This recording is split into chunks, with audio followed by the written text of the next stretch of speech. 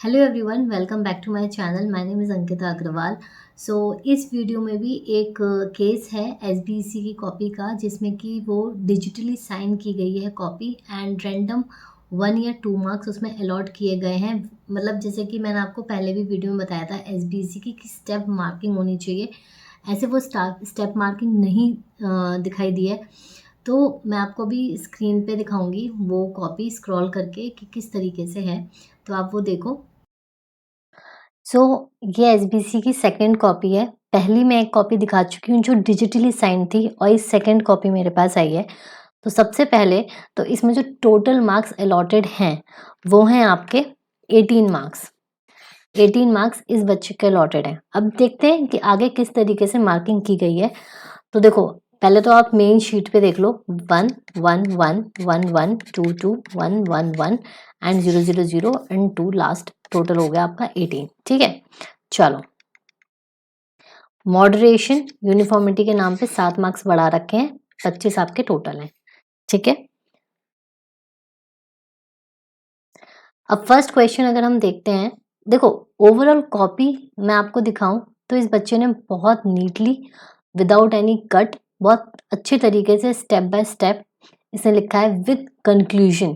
ठीक है, एंड आपने क्या करा, आपने डिजिटली साइन, जो मुझे लग रहा है, देखो ये डिजिटली साइंड है, क्योंकि इस तरीके का जो टीचर होता है, मतलब कोई भी एग्जामिनर होता है, वो स्टेप मार्किंग करता है, प्लस वो बताता है कि भाई ऐसे यहाँ पे कट है, ये राइट है, ये रॉन्ग है, इस तरीके से करता है फॉर एग्जाम्पल। बट इसने इस पूरी कॉपी में एग्जामिनर ने कहीं भी कोई भी कट नहीं लगाया है। इवन अगर आप ये वाला क्वेश्चन देखोगे, ये लीगल प्रोविजंस के 1C है, जिसमें कि निधि कंपनी के लिमिटेशंस पूछे थे। Certain activities which are prohibited for Nidhi company as follow. सही लिखा है बिल्कुल तरीके से। 5 मार्क्स का ये क्वेश्चन था एंड इस बच्चे ने 5 मार्क्स प्रॉपर लिखे हैं, that is 1 point for 1 mark. ठीक है, क्योंकि हमें as a professional we should write to the point, ना ज्यादा लंबा होना चाहिए ना ज्यादा छोटा होना चाहिए, टू द पॉइंट लिखो। एंड इसने लीगल प्रोविजन लिखे हैं, उसके साथ कंक्लूजन भी लिखा है, सब ठीक है। अब क्या हुआ, 1 मार्क का 5 मार्क्स का क्वेश्चन है यार, और आप 1 मार्क्स दे रहे हो। अगर आपके माइंड में ये है कि एटलीस्ट इसको 8 पॉइंट्स लिखने चाहिए थे, ठीक है, 8 पॉइंट्स लिखने चाहिए थे फॉर एग्जाम्पल, तो एटलीस्ट यहाँ पे कम से कम नहीं तो 3 मार्क्स तो दो, 2 मार्क्स उसके काट लो। At least you should give 3 marks to this question, but नहीं है। ऐसे ही बहुत सारे क्वेश्चंस होंगे जो ऑब्वियसली बच्चे ने ज़्यादा डिजर्व करे होंगे, बट एक एक मार्क्स करके, बिकॉज कोई एक्सप्लेनेशन नहीं है, कुछ नहीं है, किस बेसिस पे आप मार्क्स काट रहे हो या क्या कर रहे हो।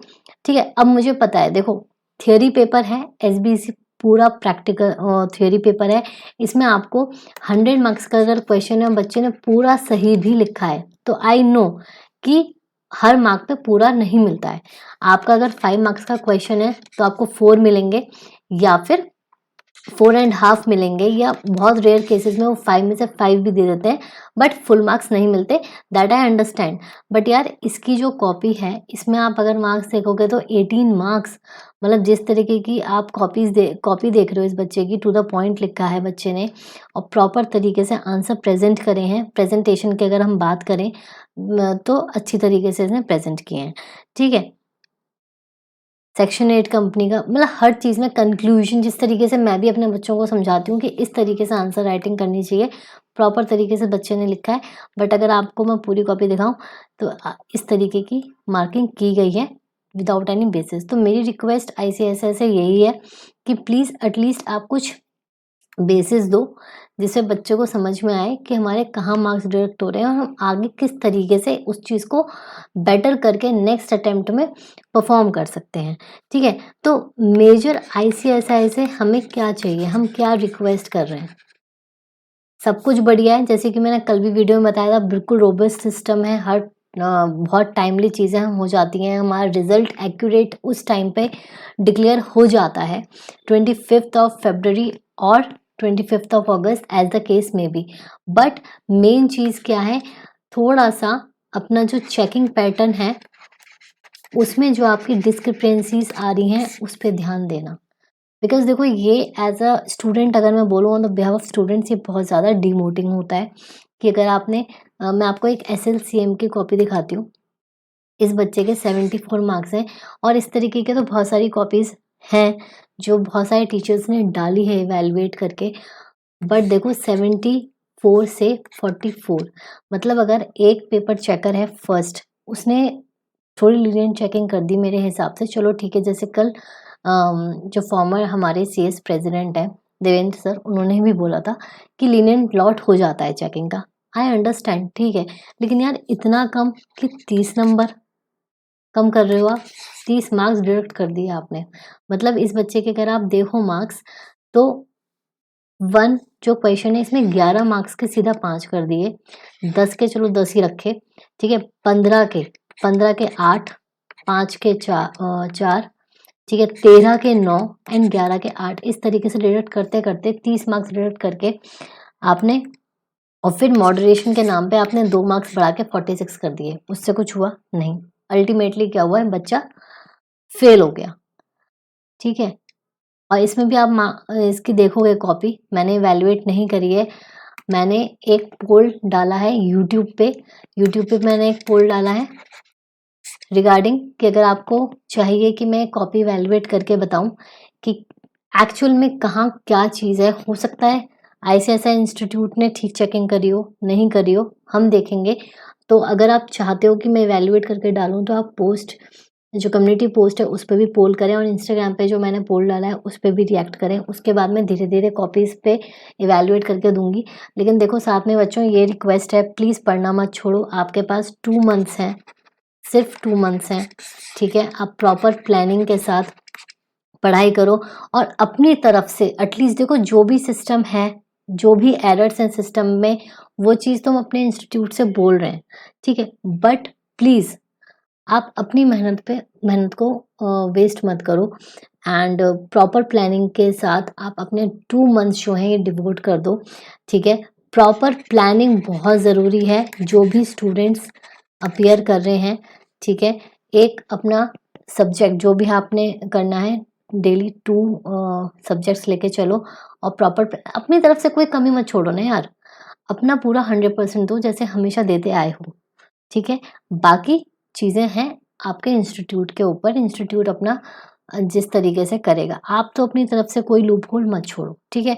तो जो मेजर कंसर्न है, रिक्वेस्ट है, एक तो चेकिंग पैटर्न, इसमें आप स्टेप वाइज प्लीज़ मार्किंग करके ये बताएं कि स्टूडेंट ने कहाँ पे क्या गलती करी है।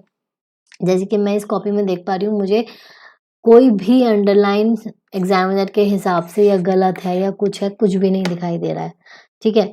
सिर्फ 1 मार्क्स डिजिटली साइन करके बाद में आपको अलॉट कर दिए गए हैं मार्क्स, वो बिल्कुल गलत है, ठीक है। एक मेजर कंसर्न ये है। सेकंड, जैसे कि मैंने SLCM कॉपी में दिखाया आपको, कि जो सारे टीचर्स भी कंसर्न उठा ही रहे हैं कि आपके 74 के इतने कम कर दिए, और मैंने पहले भी अपनी वीडियोस में यही बताया है कि first ever in history of CS की है जिसमें इस तरीके की चेकिंग हुई है। तो बस इतना ही रिक्वेस्ट है, मेजर कंसर्न है। मैं भी अपने बच्चों की मॉक टेस्ट जरा जब मैं लेती हूँ, मॉक टेस्ट चेकिंग करके देती हूँ, पेपर्स में स्टेप वाइज मार्किंग करती हूँ कि भाई मॉक टेस्ट डेली बेसिस पे ये मेरा काम चेक करने का। तो जितने भी लॉ के पेपर हैं उसमें स्पेसिफिकली थ्योरी होता है, तो आपको पता होना चाहिए कि आपने प्रोविजन गलत लिखा है, या यहाँ पे थोड़ी सी लैंग्वेज आपकी और अच्छी होनी चाहिए थी, डिफाइन होनी चाहिए थी, इस तरीके से। बिकॉज देखो उस टाइम माइंड में क्या चल रहा होता है, बहुत सारा प्रेशर होता है, फटाफट आपको पेपर पूरा करना होता है, एग्जाम पूरा करना होता है टाइम पे। तो ये चीज़ें प्रैक्टिस से आती हैं, और मॉक टेस्ट से बेटर कुछ नहीं है। तो मॉक टेस्ट में हम अपने स्टूडेंट्स को यही बताते हैं कि भाई स्टेप वाइज मार्किंग करके एटलीस्ट बच्चे को ये पता चल जाएगा ना कि हाँ, यहाँ मेरी गलती है, नेक्स्ट टाइम मैं ये इम्प्रूव करूँगा, इस तरीके से मुझे नहीं करना है, ये चीज़ का ध्यान रखना है। तो वही इंस्टीट्यूट से भी रिक्वेस्ट है कि भाई आप स्टूडेंट्स को स्टेप वाइज मार्किंग करके बताइए, ताकि इस तरीके से। और मैं आपको एक चीज़ बताऊँ, मैं जब प्रोफेशनल में थी, मेरा CR का पेपर था, कॉर्पोरेट रिस्ट्रक्चरिंग का, एंड उसमें मैंने अपनी कॉपी जब मंगाई थी, 2-4 फर्स्ट ग्रुप की मंगाई थी, उसमें सब में स्टेप वाइज मार्किंग दे रखी थी मुझे। इतना भी था कि अगर मैंने फॉर एग्जांपल किसी पर्टिकुलर क्वेश्चन में यहाँ पे गलती है, यहाँ पे मैंने जल्दी में होता है, आप क्वेश्चन का कुछ समझ के आंसर कर देते हो, तो इवन उसका भी एग्जामिनर ने यहाँ पे लिख रखा था कि आपको ये नहीं पूछा है, वाई पूछा है, व्हाट नहीं पूछा है। इस तरीके से एग्जामिनर ने चेकिंग कर रखी थी। तो ऐसा नहीं है कि इंस्टीट्यूट में हमेशा से ऐसा होता आया है। मुझे ऐसा लग रहा है कि इस टाइम ऐसा कुछ हो गया है जो इस तरीके की चेकिंग हुई है, क्योंकि पहले जैसे मैंने आपको बताया मेरे टाइम पे जब मैंने कॉपीज मंगाई थी तो particularly step wise marking with reasons किस बेसिस पे मार्क्स डिडक्ट हुए हैं ये एग्जामिनर आंसर शीट में लिखते थे। ठीक है, तो मैं स्टूडेंट से यही रिक्वेस्ट करूंगी एक तरफ कि प्लीज अपने पढ़ाई पे ध्यान दो, और इंस्टीट्यूट से कि प्लीज जो भी ये डिस्क्रिपेंसीज आ रही हैं और कॉपीज में दिखाई दे रही हैं प्लीज आप उस पर एक्शन लें, एंड नेक्स्ट टाइम थोड़ा सा बच्चों को इस तरीके से डिमोटिवेशन मिलता है, पढ़ने का जो मन होता है, जो डिज़ायर होती है एक सीएस बनने की तरफ वो कम हो जाती है। तो प्लीज़ आप अपने इस सिस्टम में थोड़ी ट्रांसपेरेंसी लाएं। That's it. So bye bye and take care. Please students like, share, subscribe, and अब जो वीडियोज़ आने वाली हैं वो आपकी इसी टॉपिक पे आएँगी। एक तो आंसर राइटिंग की हमारी पेंडिंग है, तो वो 1-2 दिन में आपको मिल जाएगी। आंसर राइटिंग मतलब बेसिकली जो आपके केस स्टडीज़ हैं, उसके आपको आंसर किस तरीके से फ्रेम करने होते हैं, कितने मार्क्स में आपको कितना आंसर लिखना है, इस पूरे टॉपिक को मैं डिस्कस करूँगी in my upcoming video. So bye bye, take care and be calm, just focus on your studies.